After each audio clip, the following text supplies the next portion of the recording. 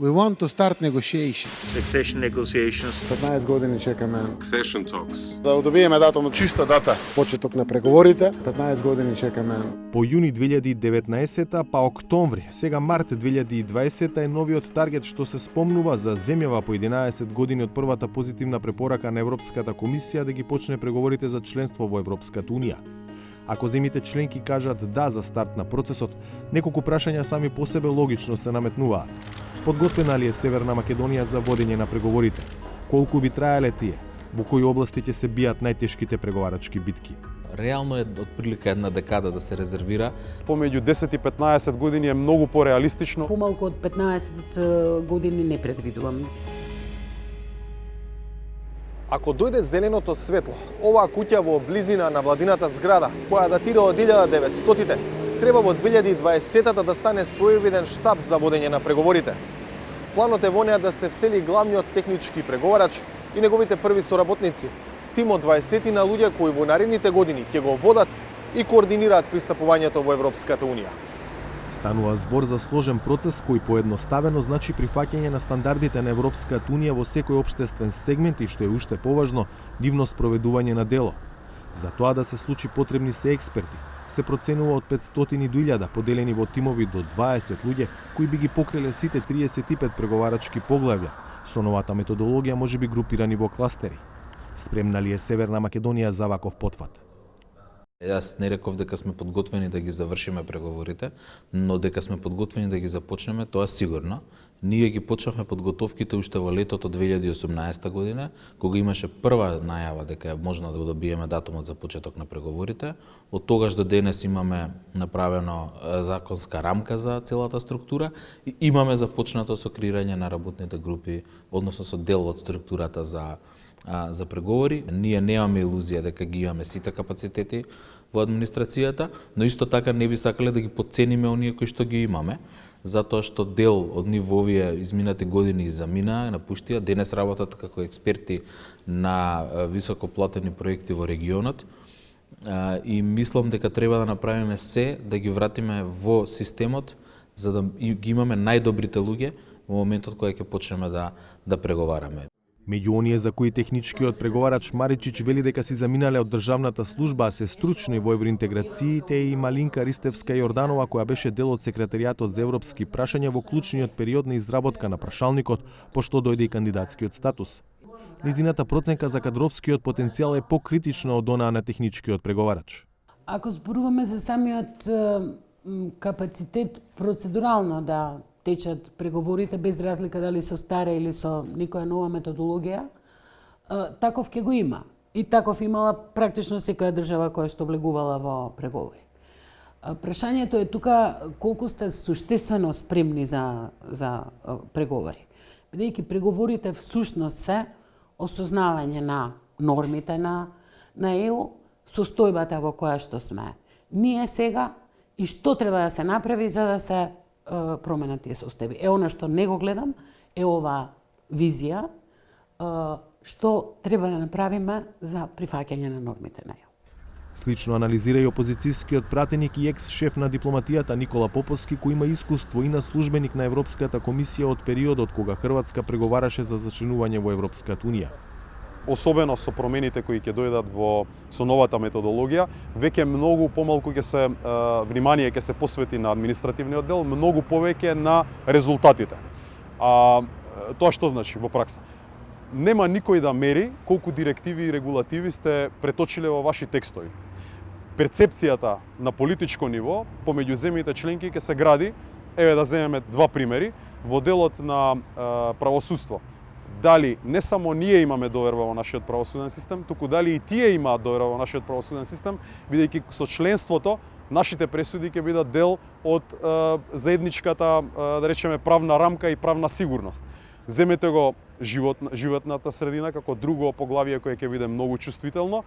Нема да биде битно дали нашата регулатива е компатибилна со германската, на хартија да е, туку ќе биде битно кои се ефектите, дали ние имаме капацитет нашите инспекцијски служби да ги мерат емисиите во определени заgadувачи или не, и дали тоа е системски решено или се работи само за печатење на законски текстови во собранието или во надлежните министерства.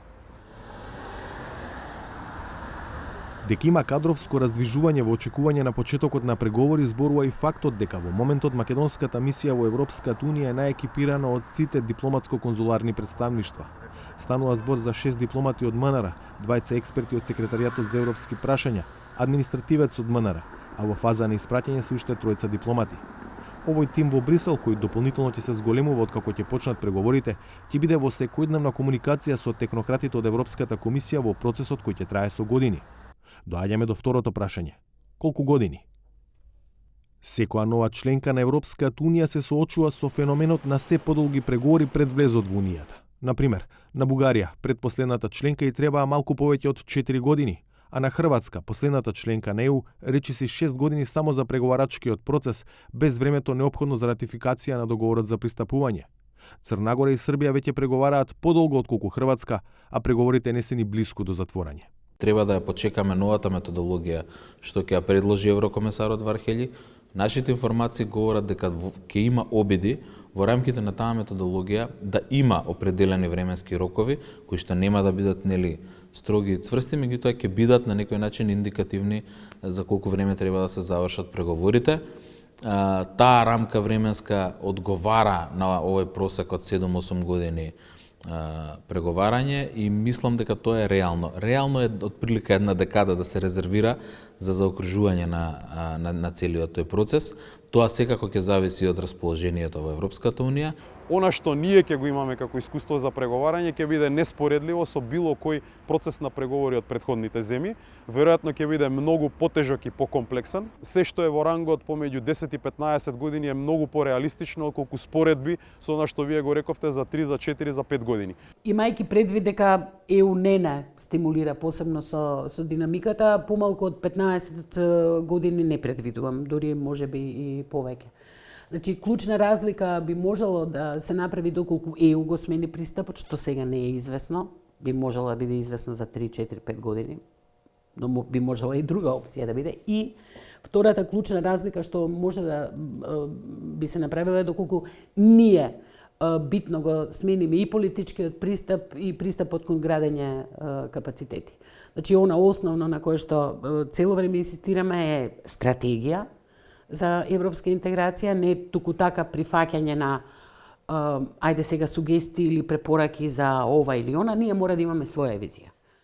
Еден од ретките сегменти за кои Марич, Чиристевска, Јорданова и Поповски се согласуваат се областите што ќе бидат најтешки за преговарање.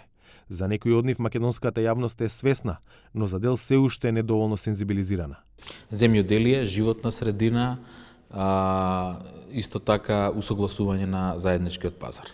Значи 4 слободи на заедничкиот пазар, слободно движење на стоки, услуги, капитал и луѓе. И ако на тоа го додадеме и усогласувањето во една таква сериозна област како што е земјоделието, храна и ветерина, каде што е важен дел од европската политика, исто така и од животна средина, тие се областите каде што ќе не треба најмногу време и најмногу пари. Секако животна средина, конкуренција, безбедност на храната е втора пред конкуренција, земјоделство. И јас би ги спомнала и јавните набавки, тие добиваат на тежина заради поврзаноста со 23 и 24. Мислам дека животната средина добива се поголема тежина. Видете, на глобални рамки Европската унија веќе се конфронтира не само со остатокот од земјите кои, да речеме, на еден или на друг начин го проблематизираат ова прашање или се помалку подготвени да се ангажираат, туку и во рамки на самата Европска унија има исклучителен притисок врз оние земји кои не ги остваруваат целите.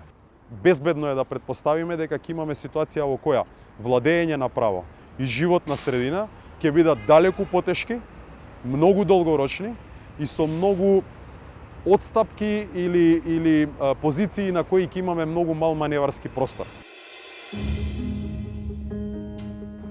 Значи, Македонија има капацитет да почне преговори, но не е да ги затвори.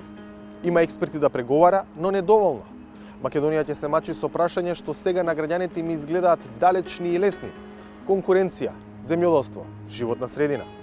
Ако почне преговори годинава, земјава оптимистички ќе ги затвори за 10 години, што би значило дека би станала членка на ЕУ до 2030-та, што пак би било 25 години од кога формално аплицираше за членство во Европската Унија во веќе далечната 2004.